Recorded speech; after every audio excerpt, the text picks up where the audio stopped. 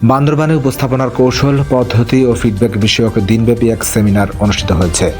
বাংলাদেশ বেতার বান্দরবান কেন্দ্রের উদ্যোগে এবং রেডিও অ্যানাউন্সার্স ক্লাবের সহযোগিতায় এই সেমিনারের আয়োজন করা হয়।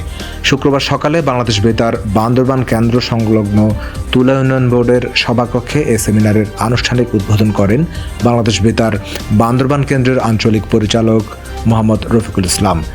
রেডিও অ্যানাউন্সার্স ক্লাবের সাধারণ সম্পাদক আহসানুল আলম রুমুর সঞ্চালনায় অনুষ্ঠিত সেমিনারে এ সময় আরও উপস্থিত ছিলেন বাংলাদেশ বেতার বান্দরবান কেন্দ্রের অনুষ্ঠান বিভাগের সহকারী পরিচালক আহাদ মোহাম্মদ সাইদ হায়দার।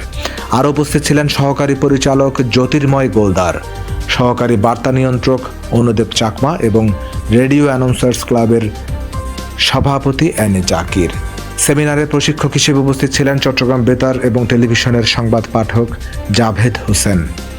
সেমিনারে উপস্থাপনার আধুনিক কৌশল, কণ্ঠস্বরের সঠিক ব্যবহার, শ্রোতাবান্ধব উপস্থাপনা পদ্ধতি, অনুষ্ঠান পরিচালনার দক্ষতা এবং ফিডব্যাক বিশ্লেষণের বিভিন্ন দিক নিয়ে আলোচনা করা হয়। অনুষ্ঠানে অংশগ্রহণকারীদের মাঝে ব্যবহারিক অনুশীলনেরও আয়োজন করা হয়। সেমিনারে বক্তারা বলেন, একজন দক্ষ উপস্থাপক হতে হলে ভাষার শুদ্ধ ব্যবহার, আত্মবিশ্বাস, সময় জ্ঞান এবং শ্রোতাদের মনোযোগ ধরে রাখার কৌশল সম্পর্কে সম্যক ধারণা থাকতে হবে। এতে বাংলাদেশ বেতার বান্দরবান কেন্দ্রের কর্মকর্তা উপস্থাপকবৃন্দ অংশ নেন এবং সকলের মাঝে সনদ বিতরণ করা হয়। গিরিকণ্ঠ, বান্দরবান।